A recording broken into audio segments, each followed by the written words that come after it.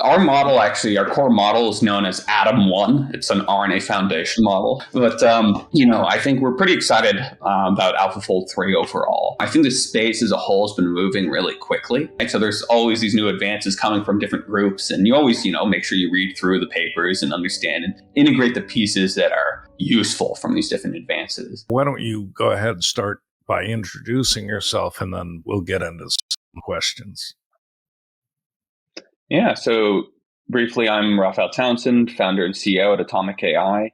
My background is really coming more from the AI space originally. I did my undergraduate at UC Berkeley in electrical engineering, computer science. Started my PhD working in computer vision, but fairly quickly actually transitioned, this was at Stanford, into working on structural biology applications specifically.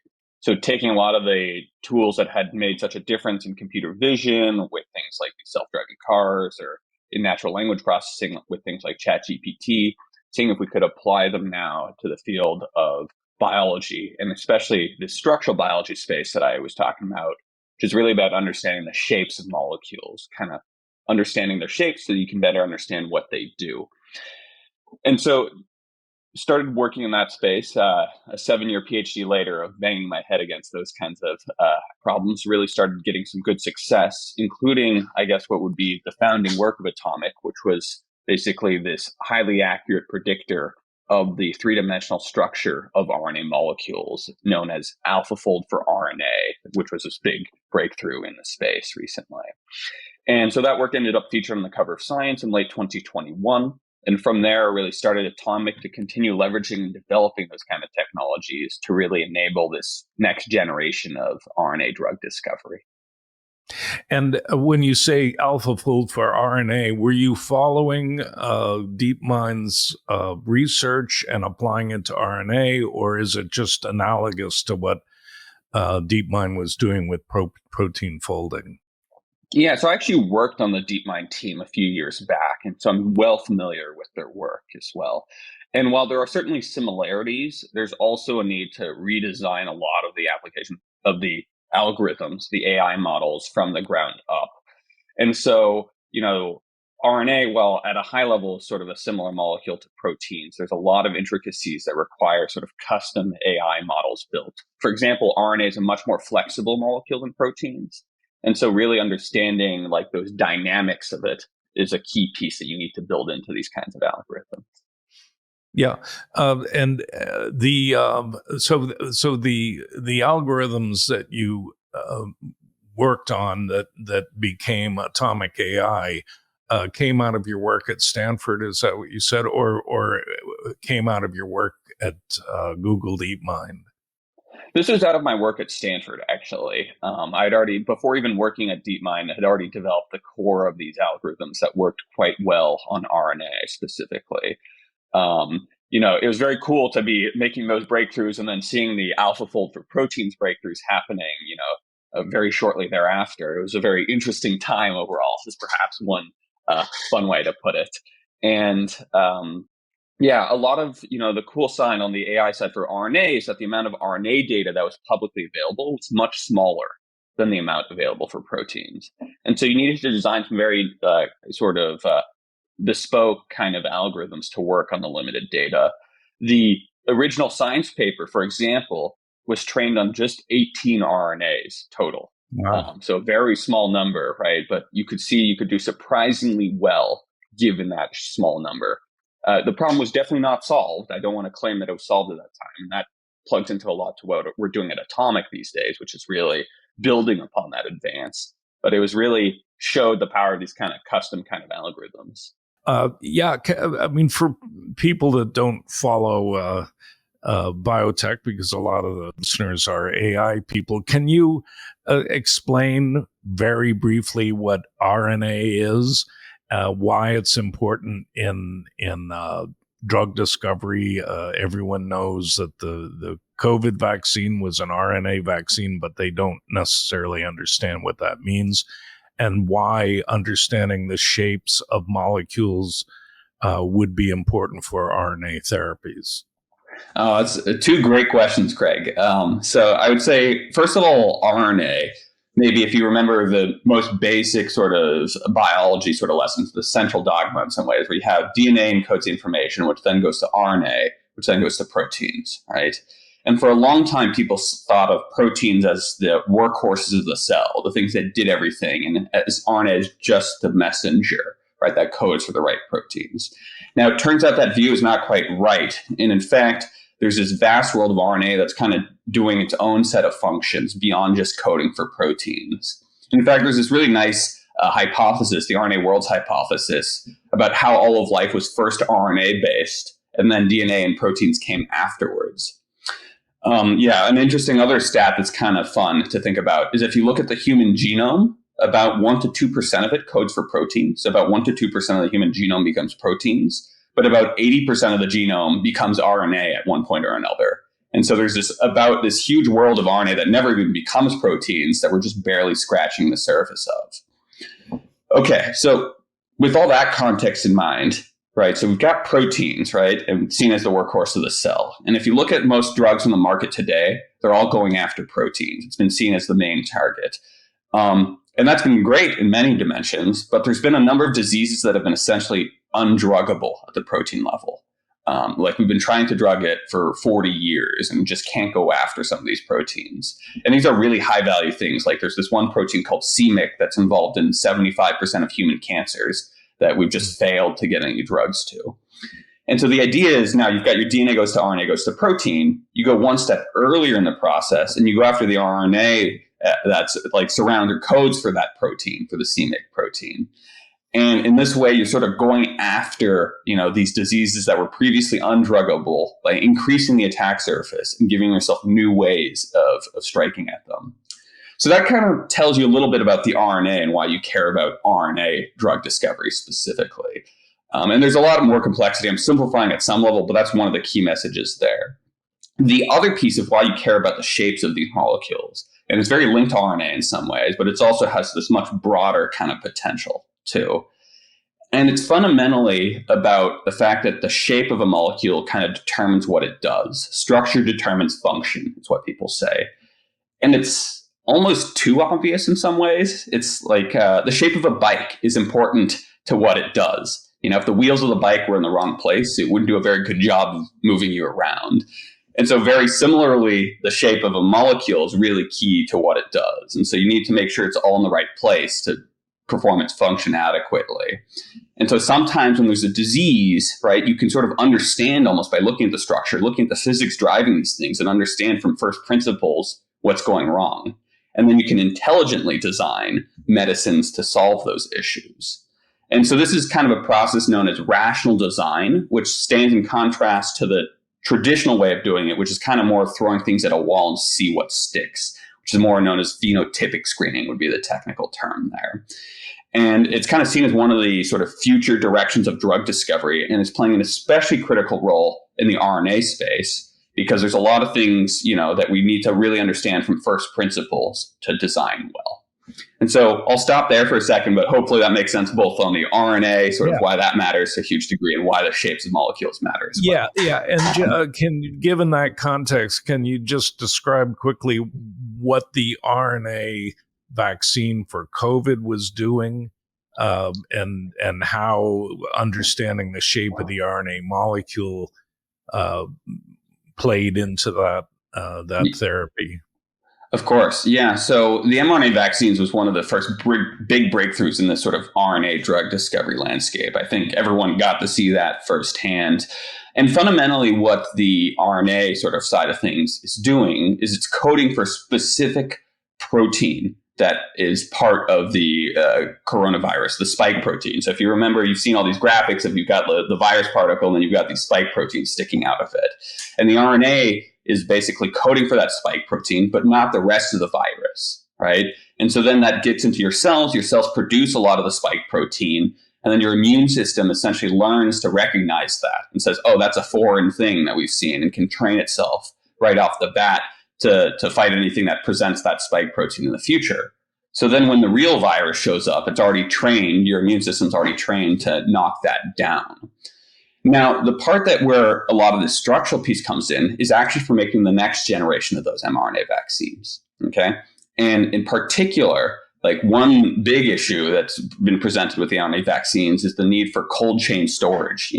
Like the Moderna or Pfizer vaccines need to be stored at very low temperatures to be transported around the world. And so, for example, getting that to low income countries is a challenging proposition. And so what you'd like to do is you'd like to make those vaccines more stable, the RNA molecules more stable.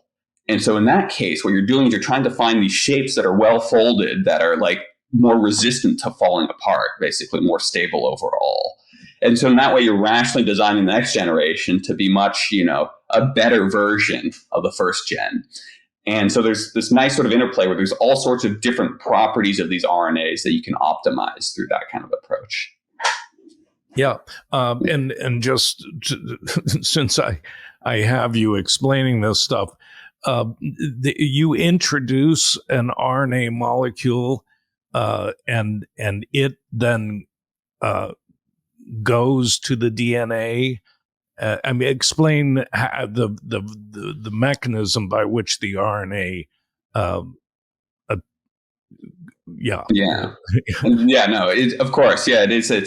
It's biology is fascinating at some level, and there's a whole bunch of like hidden complexity in there. But fundamentally, in this case, actually, the RNA is not becoming DNA at some point. It's just staying as RNA, and then your cell's machinery.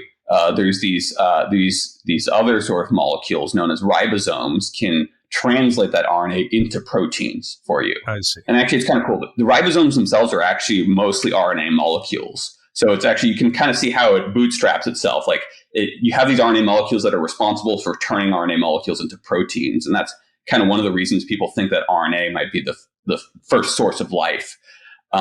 So anyways, you've got these RNA molecules, and then these ribosomes come and translate them into proteins, into the spike proteins. And then eventually the RNA molecules get, degraded and thrown out of your cells. But before that point, it's produced enough of the spike proteins for your immune system to recognize them. And sometimes you need a couple doses. That's why there was a couple, doses of like some of the COVID vaccines, is because then, not enough of the spike protein gets produced the first time. So you need a second dose to produce some more of it. Okay. So you're designing with Atomic AI, you're designing RNA molecules, or you're understanding the shape of existing RNA molecules. Yeah, talk me through that. Yeah, another great question, frankly, because there's kind of these two broad categories of RNA technologies is how I think about them. There's sort of the mRNA vaccine kind of category where it's RNA-based. The medicine itself is the RNA, right? So like, for example, you're injecting some RNA into your body and it's producing it. Okay. But then there's the other category, which is sort of RNA targeted, where you're targeting the RNA that's already in your body. Okay. And then finding medicines to hit that. Because your body, as I said before, 80% of the human genome becomes RNA at some point or another. So there's a lot of that sitting around. And so while you can actually apply this fundamental sort of technology to both of these, to the RNA-based medicines, as well as the RNA-targeted ones, right? And what I was describing about making the vaccines more stable is applying it to the RNA-based piece, right? We can also apply our technology to the RNA-targeted piece to understand the shapes of the RNA molecules already in your body to then go and target those selectively. And that's actually the initial focus of Atomic AI, is understanding the shapes of the RNAs already in your body, folding all of those, predicting the shapes of all of those molecules, and then targeting those. But maybe this hopefully paints the picture of how this technology could be very broadly applicable, because even here you can see how you could apply it to these two fairly different kind of RNA technologies, but in both cases, it can make a huge difference in drug discovery. Yeah. And on the COVID vaccine, the vaccine is introducing RNA molecules into the body. But exactly. In the targeting RNA that exists already in the body, you're targeting it to turn certain RNA molecules on and off, or to modify their behavior. I mean, what are you doing with the targeting? Yeah, there's a huge range of things you could do there. The thing that we're fundamentally focused on is, as you say, turning it on or off. Right. For like the easiest thing you could do in some ways is there's a protein that you want to go after. You want to decrease the amount of that protein And so you go and hit the RNA instead, and you're like, let's go and like destroy that RNA. And then there'll be less of the protein. And then you'll have, gone after this undruggable disease that you couldn't hit at the protein level.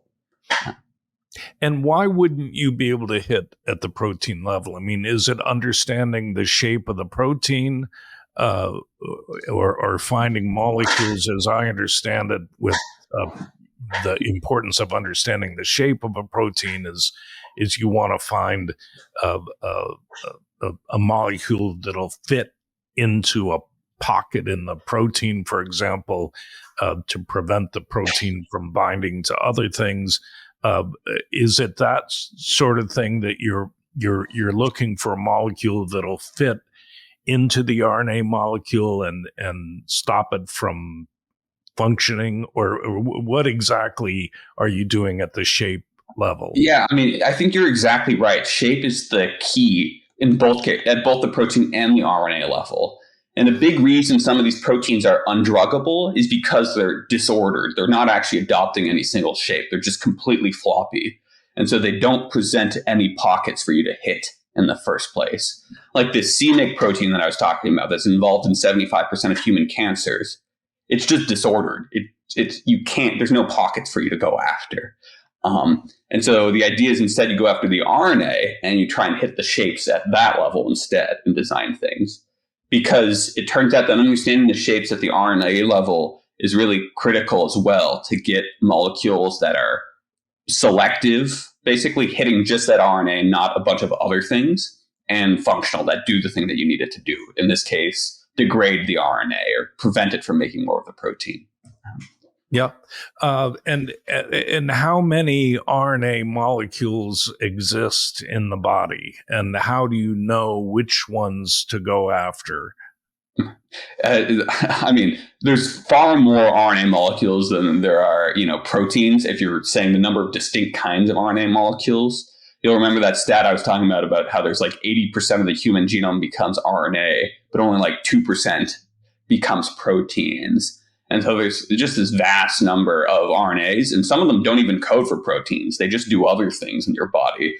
And we don't even, we're just trying to understand still a lot of the biology behind those. But, if you just think about, the ones that code for proteins, right, for a second, like the mRNAs, the messenger RNAs, that is what that stands for, the ones that code for the proteins, then there's, hundreds of thousands of those of distinct kinds of mRNAs there.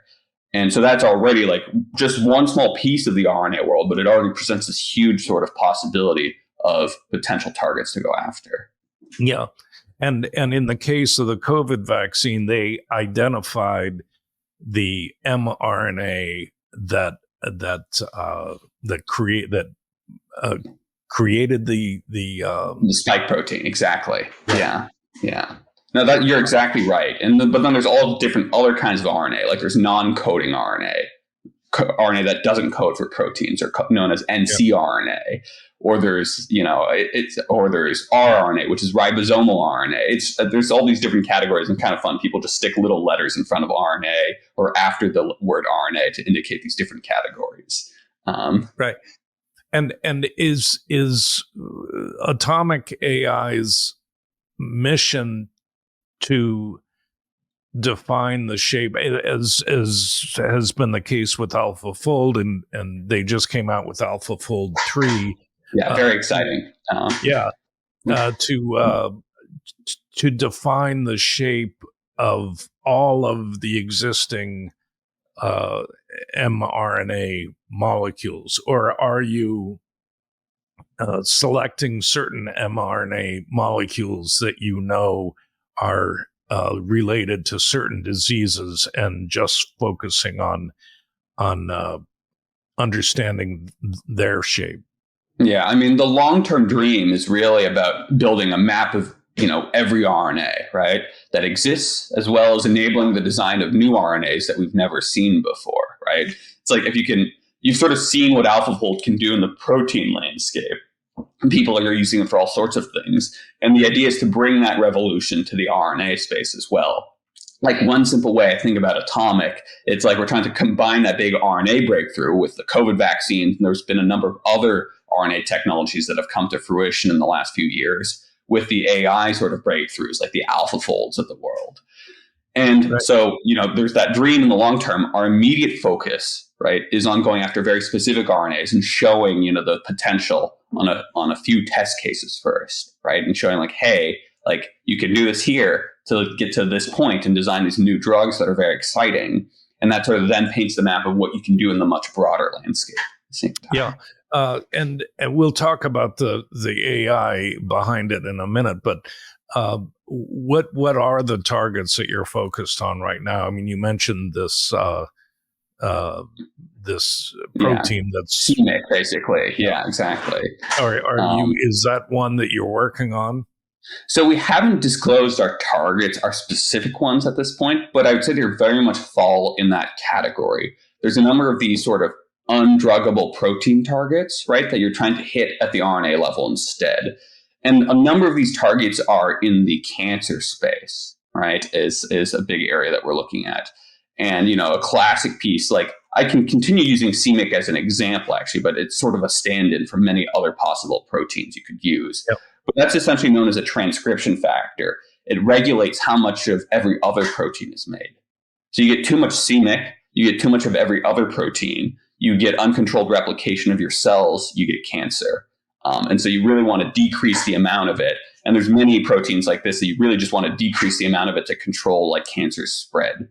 And so that's one big area of focus. And then the second big area is sort of neuroscience, diseases like neurodegenerative diseases, basically. So think about things like Alzheimer's or Parkinson's in that case.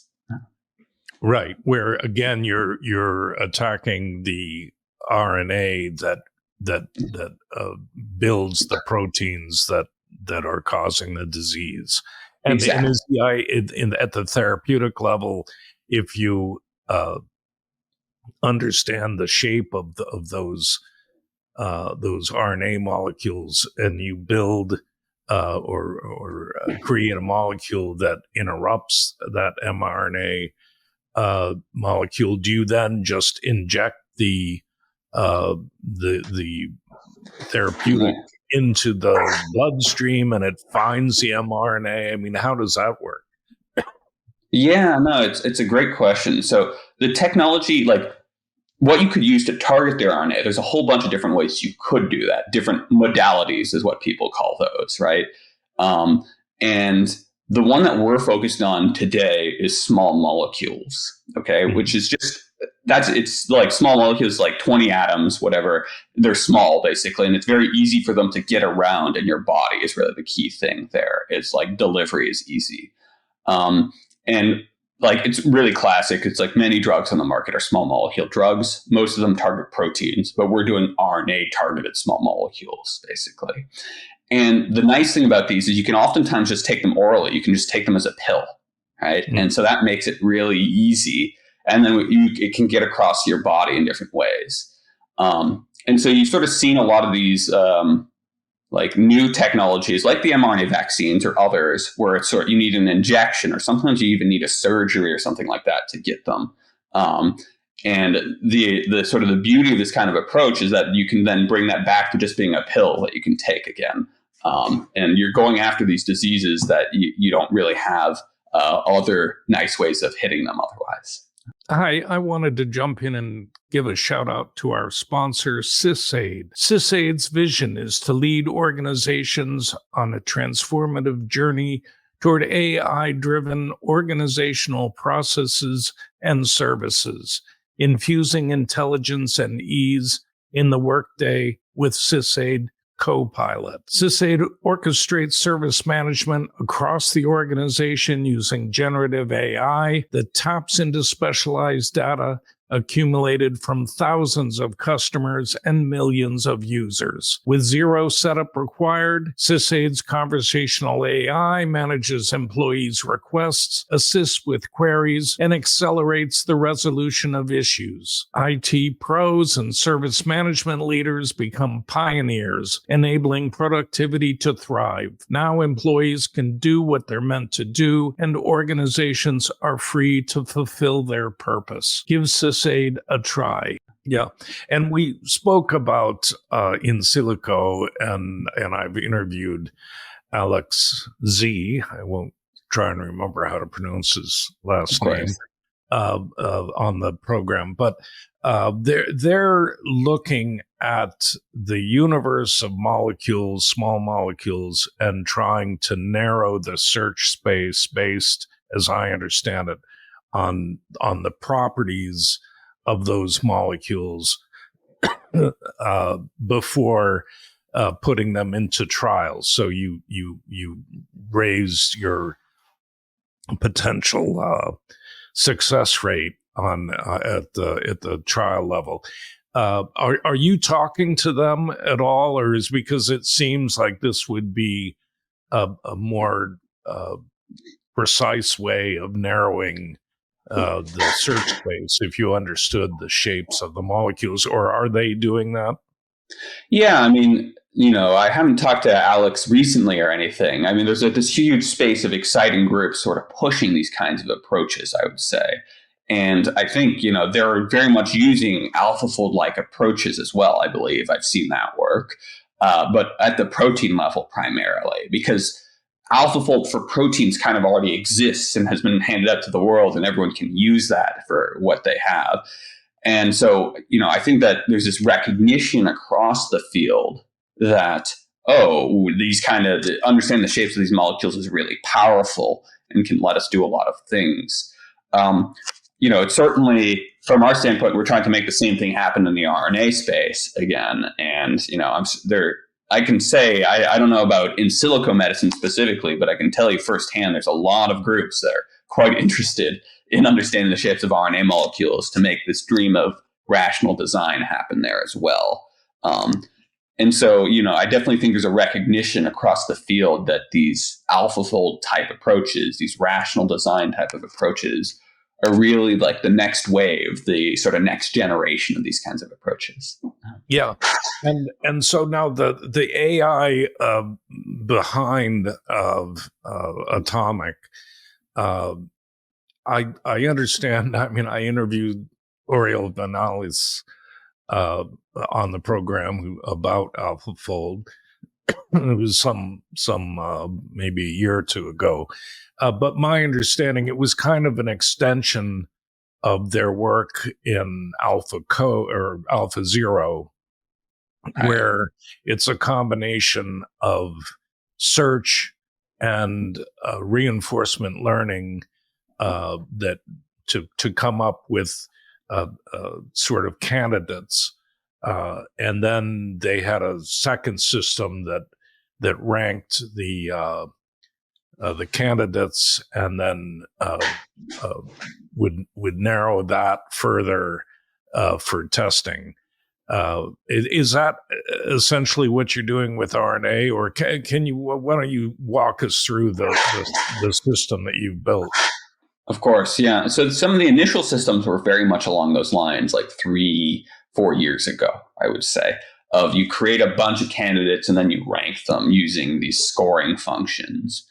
I think since then we've actually dramatically overhauled a lot we've built, and to be fair, a lot of the field has been moving in this direction more generally. And we've been building these big sort of transformer-based models, first of all, these things that have made such a big difference, and then power technologies like Chachi BT. And then we've used those to directly generate, the structures of these molecules through these sort of generative AI kind of approaches might be one way to think about that. And so in this case, you can just take an RNA sequence and it directly can produce a 3-dimensional structure, or even a set of 3D structures if you think that it's dynamic and might adopt different shapes over time. And so that piece has been very interesting. Part of what we've needed to do to enable that is these transformer kind of based models are very data hungry. Like you couldn't really do the 18 data point thing we did before, where you only train on 18 RNA structures to build this kind of thing. But we recognized that it was critical that we move to those kinds of architectures for the long run to really crack a lot of this problem.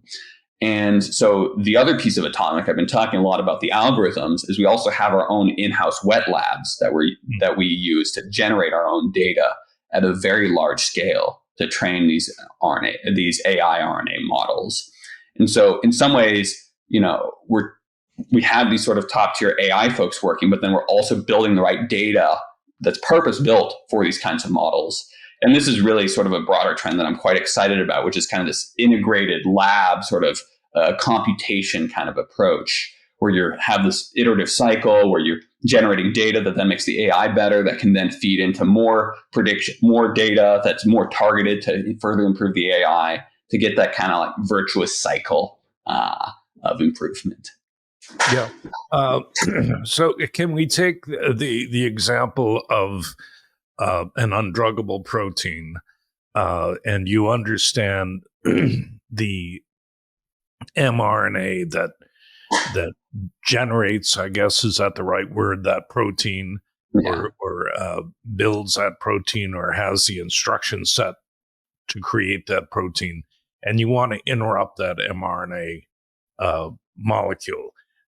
The first step then is to understand the shape of the mRNA molecule. So at that point, what do you do?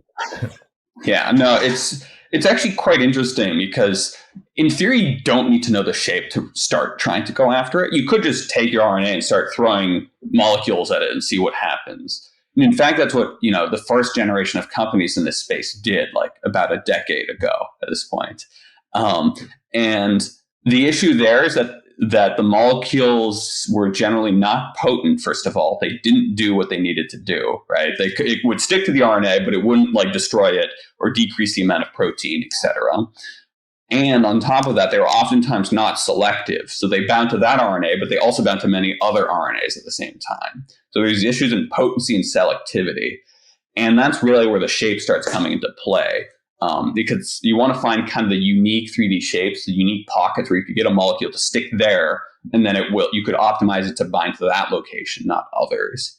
And on top of that, if there's a well-defined shape somewhere, nature doesn't waste effort generally. And so those things are generally the pieces that are actually functional and doing something interesting, versus like some generic piece of RNA might not actually be doing kind of any interesting function. And so shape actually then becomes critical to get over these barriers of function and selectivity. And so to give you an example of what this does then is you could find a shape in the RNA molecule that's responsible for keeping it stable. I mentioned stability before, right? And you can sort of destabilize that structure with a small molecule. It's kind of like it binds in there and it makes it less structured, basically. And then that lets enzymes, right, other proteins that are responsible for chopping up this RNA molecule, have an easier time to doing so, right? So you're sort of destabilizing it, making it more prone to getting chopped up, and that decreases the amount of it, decreases the amount of protein, cures cancer. So. But how do you discover the shape? I mean, that's essentially what you're doing, right? Exactly.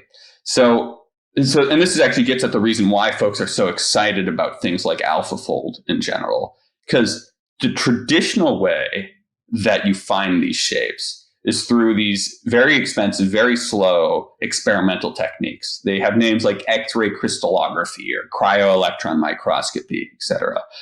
And I mean, we could get into the technical details of how they work, but really the key to remember is that these things can take months or years to solve a single structure. Okay. I have a good friend of mine. He spent his entire PhD solving a single protein structure using these techniques. Okay. And these machines, like the cheap machines in some ways, cost millions of dollars. And so if you can take this process that takes months or years to get a single shape, and then use these AI approaches to bring it down to minutes or seconds instead, that's a big deal. Like, people really care about that, basically. And so what we're doing, right, is we can, instead of relying on these expensive techniques and trying to run those over time, which, over the past couple decades have solved maybe 1,000 RNA structures total, depending on how you count. That's actually generous. Like, maybe it's a couple hundred.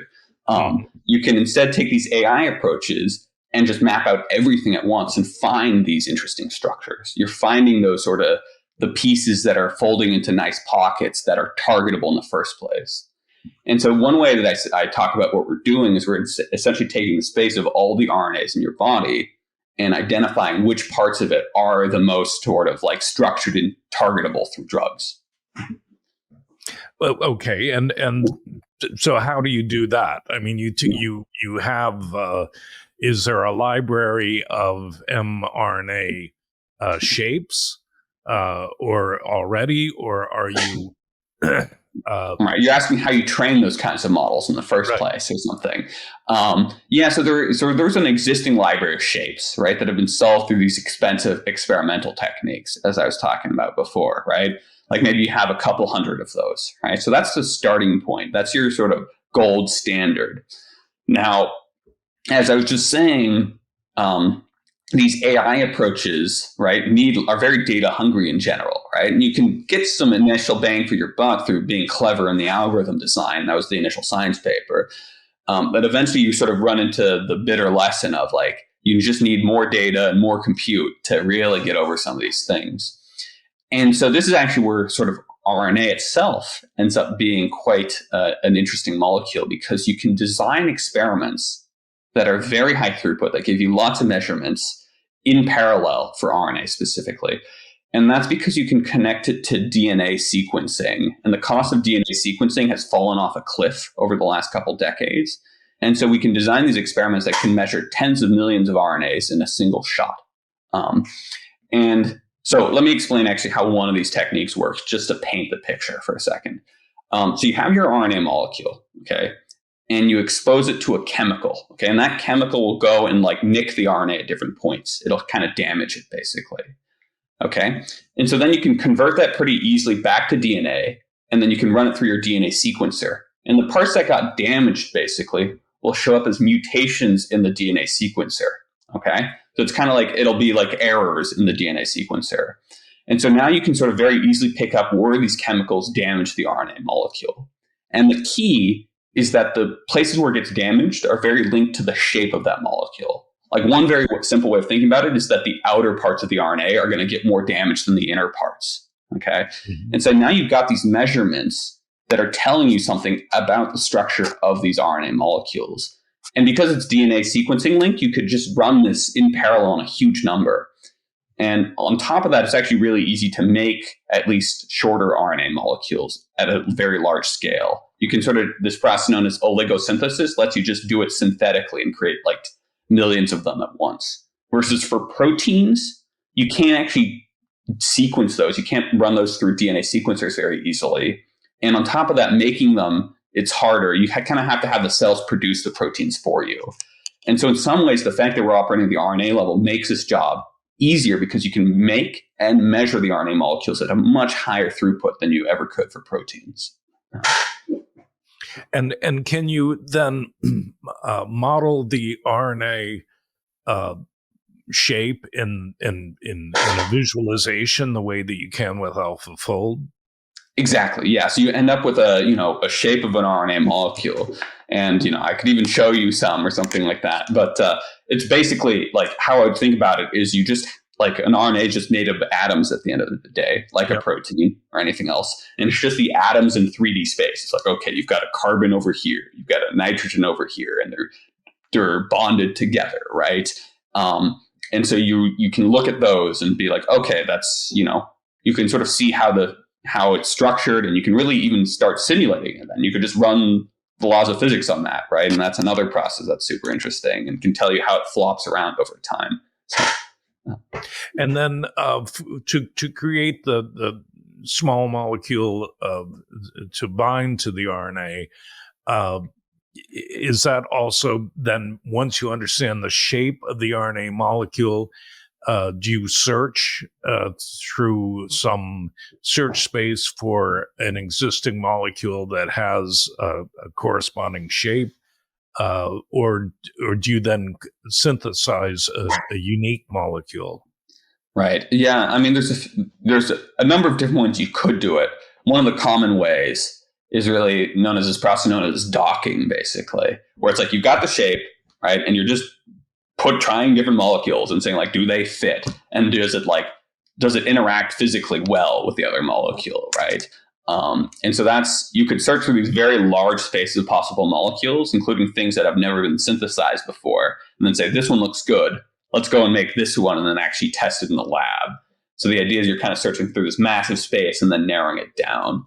And that's one common way. There's a few different ways you could use these things, but fundamentally, you've got the shape, you understand what you're trying to go after, and then you're trying to find molecules that interact with that shape. Which do you do, and which does Atomic do? Yeah, so we do a lot of this docking type of approach, as I mentioned, of fitting the molecules in there. And then we combine that with more traditional kind of screening methods as well, which let you you can once you've identified where the shape is, you could just isolate that shape. And then you can throw a bunch of molecules in a lab setting at it as well.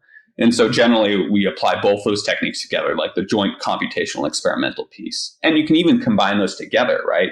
Because if you've run it in the lab, you can then feed that back into your AI and do a better job of docking, for example, the next time around.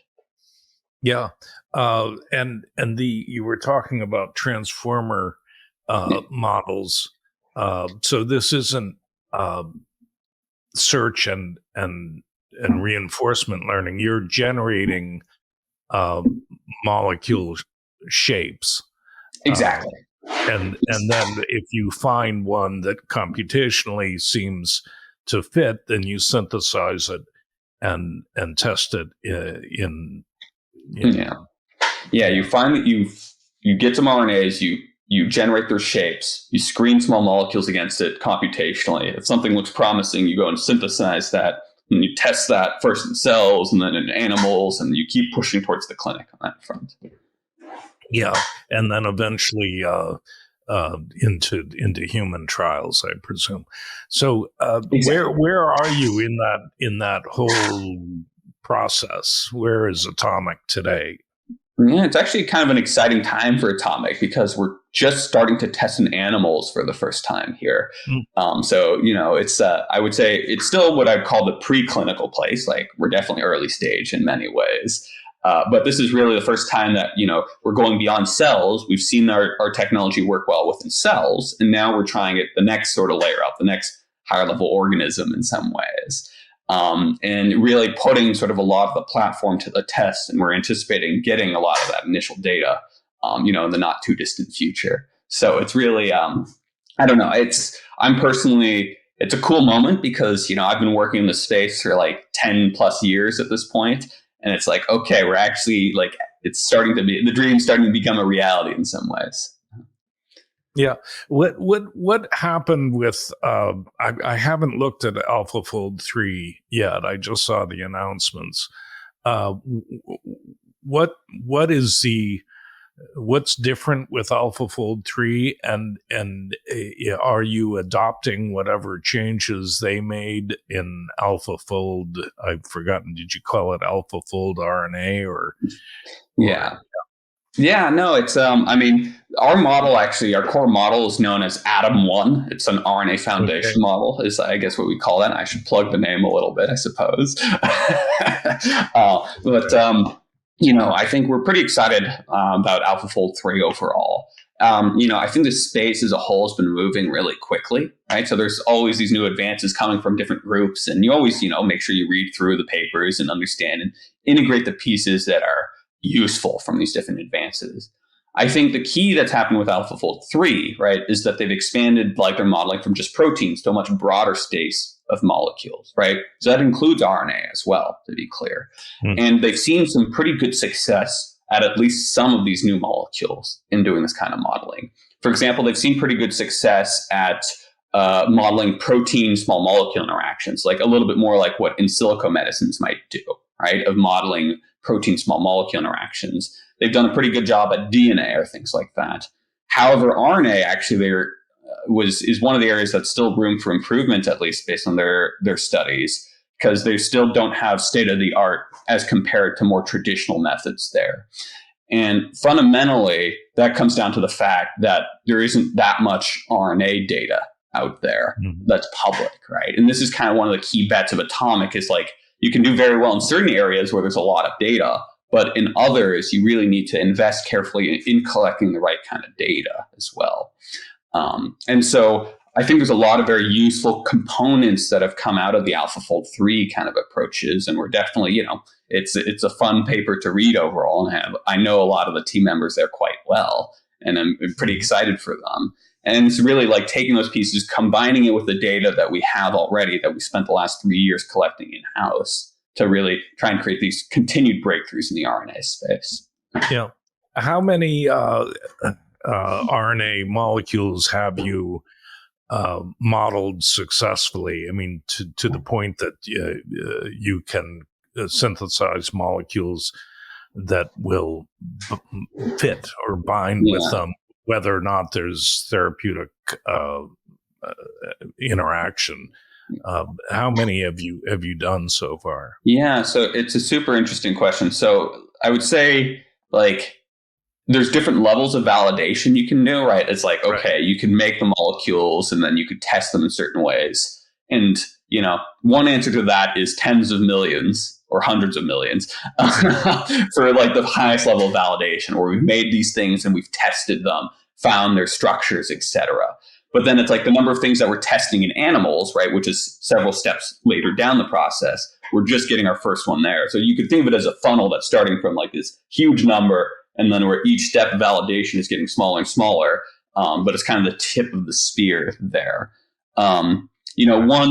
One stat that I like to give, right, is there's kind of a level of accuracy you need to do this kind of rational design kind of approach, right? It's like you want your structure to be like this close to correct for you to be able to model the interactions with a small molecule, right, that could bind there. Like if your pocket is completely wrong, it's not going to really help. And what we've seen over the last couple of years is that the median structure, like on average, the structures that we're making are sufficiently accurate now to be able to do that rational design kind of approach. I'm not saying that they all can do it, but it's like, it's like the original science paper that we put out, right? Maybe it was like 5 or 10%. Don't quote me on that. I don't remember the exact numbers, but it was a small number, basically, a relatively small amount there. But since then, we've brought it over 50% of those structures are now sufficiently accurate to do this kind of approach on it, which personally is kind of the holy grail in some ways, as far as I'm concerned. It's like, wow, okay, like we can actually use this reliably. Yeah. And once you get the process down, is it a matter of just, running this iterative loop until you reach a level of accuracy that it's worth going into it? It's animal trial. No, yeah, exactly. It's like you need the right level of accuracy. And I don't want to overly simplify either, right? It's like you can definitely turn the crank and eventually you'll get there. The one thing that's interesting and difficult in biotech is that biology is complicated, and there's a million and one things that could go wrong, right, in various ways. Like you get a molecule that's very potent and selective, for example, but if it doesn't circulate well through your body, then it's not going to do much anyways. And so there's a lot of pieces that you need to put together, and it's like we're not replacing the entire drug discovery and development process wholesale here, but we're really honing in on some of the key aspects, some of the critical bottlenecks that have hit the field and made those better. Like we're not replacing animal testing as an example, right? Or, we're not replacing the clinical trials themselves, but we are getting to faster, better molecules to run through those things. And your focus right now is on narrowing to molecules that you can test, or is it on the sort of the more general, as you were saying, the dream is to eventually model all RNA molecules? Or are they happening in tandem where you right? Yeah. It's really in tandem in some ways, right? It's kind of like how I think about it is you've got the long-term bets, right? And then the midterm kind of things and the short-term kind of pieces that we're doing. And I think especially for a science-heavy company like Atomic, you need that sort of balance, right? Because you want to be looking at that near term of like, let's actually show this thing can deliver on the promise in some cases, but then also sort of enable that much broader sort of space at the same time. And so we continue to build what I describe as RNA foundation models, collecting these very large data sets to build accurate models of RNA structure, of RNA function, et cetera, enable RNA design. Like that's an active area of research here at Atomic. But on the other hand, we're also advancing our first programs into testing in animals and narrowing the search space, as you say, to find those molecules and testing them.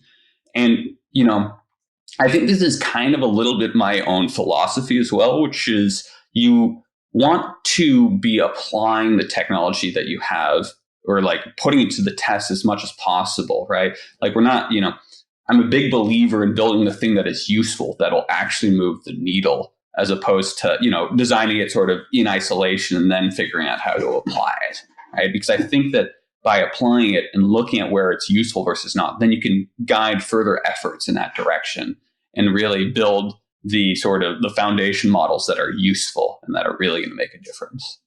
Yeah. But the activity, you've got this animal trial. If it's successful, would do you then move into human trials? And is the, I understand the long-term goal, but is the company at this point focused on generating data that then can train better models? Or is it, I guess I asked this already, or is it on coming up with therapeutics? Yeah, the boring answer is really both, frankly, is what I'm getting at in some ways. And these two things are very linked in some ways, actually. I think you're getting at a very important point, though, because right, these first trials that we're doing where we're testing in animals, for example, that's going to generate a small amount of data, right? And you can always feed that back in. But oftentimes the kind of data that's really critically useful for training these big AI models looks fairly different than the data you get out of any given drug discovery program, right? And so, maybe concretely the way I could paint this for you is that we have a team that's dedicated to generating data for the AI models specifically. Yeah. Okay. And then we have another team that's dedicated to pushing forward the drug discovery programs. And there's a lot of cross-interaction, cross-pollination between those two, but there are specific folks with very specific mandates at Atomic along both of those lines of what you just described. Yeah. And remind me, when did you form Atomic? Yeah, so it's been 3 years that we've been going now. We're like 25 people today, half sort of AI scientists, software engineers, et cetera, half sort of RNA biologists, medicinal chemists kind of side of things. And it's really, I've been saying this both thing a lot here. And it's like fundamentally, it's kind of like we're trying to build this interdisciplinary organization that has that expertise across these different spans. And we're all sort of co-located in the Bay Area to enable that kind of interplay and interchange of ideas. Because I fundamentally believe that a lot of the key innovation for a place like Atomic happens in that white space between established fields in some ways, right? It's like you want to like build that new field there at the intersection. Yeah, I was just in D.C. talking to the director of the National Science Foundation. Cool. How much are you depending on government grants? Because this sounds like something the NSF or other government organizations would want to fund. How much are you depending on venture capital? Yeah, so at this stage, we're mostly venture capital based. However, you're completely right. There's a major sort of government angle to this whole thing. In fact, actually, it's funny that you asked the question on government. I literally met Secretary of State Antony Blinken on Monday talking about AI applications for biotech specifically, and making this argument that some of these sort of large data sets that you need to collect to build these foundation models, right, are like really key, right? It's like to build the best foundation models, you need the best data sets. That requires sustained investment, long-term investment, the kind that the U.S. government is uniquely suited to provide. And so you're actually hitting on a very interesting point there that I think that is very much an area of excitement for Atomic and sort of this AI for biotech field in general. Yeah, and I didn't realize that ARPA, is that how you pronounce it? Yeah, IARPA. IARPA, there's IARPA H. This, right, ARPA H, right, yes. It was focused specifically on healthcare applications. And I also didn't realize until this conference that there is a National Security Commission on Biotech now. Are you involved with them at all? I haven't been involved to this date with some of those discussions. I have been involved with others. I would say that the way that I would describe it is there's this realization across the government in some ways that, biotech is a major area of innovation that needs focused sort of investment. And I think that the U.S. wants to continue being sort of a leader on the global stage there specifically. And so it's thinking through carefully how to back these kind of things and how to, potentially increase that investment there. Yep.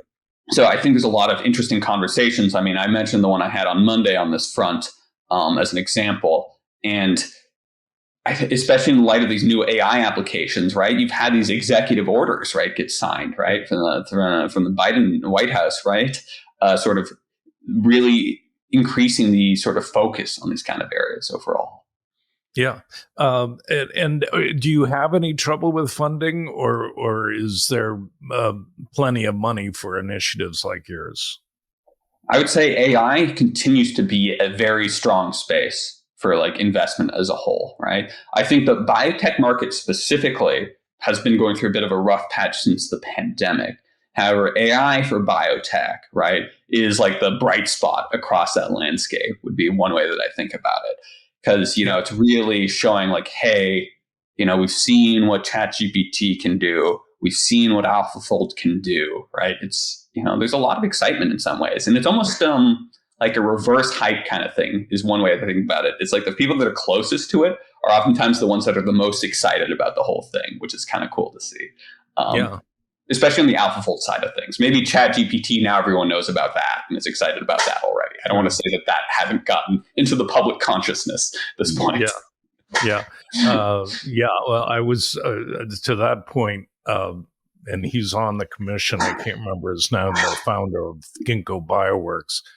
Oh, very nice. Yeah, he was saying that he thinks within 2 or 3 years, and maybe it'll be Atomic AI, there's going to be a ChatGPT moment for biotech. I would very much agree with that. I think that there's going to be some really exciting developments in the next few years. Yeah. Is there anything I haven't asked that I should ask? We're up to an hour. Yeah, I mean, I think this was really good. I mean, I covered most of the points that I wanted to hit here. It's like trying to integrate the wet with the dry lab together to make that cycle. These RNA breakthroughs, why we should care about RNA specifically is key. Atomic is really trying to bring RNA and AI together to usher in that new generation. No, I think we covered it, actually. It was a great set of questions overall. Yeah, one question. What kind of compute demands do you have? And are you is there plenty of compute for what you need? Again, I had this conversation with a guy named Brian Spears at the Lawrence Livermore National Laboratory, who's doing work on RNA shape discovery. Very cool.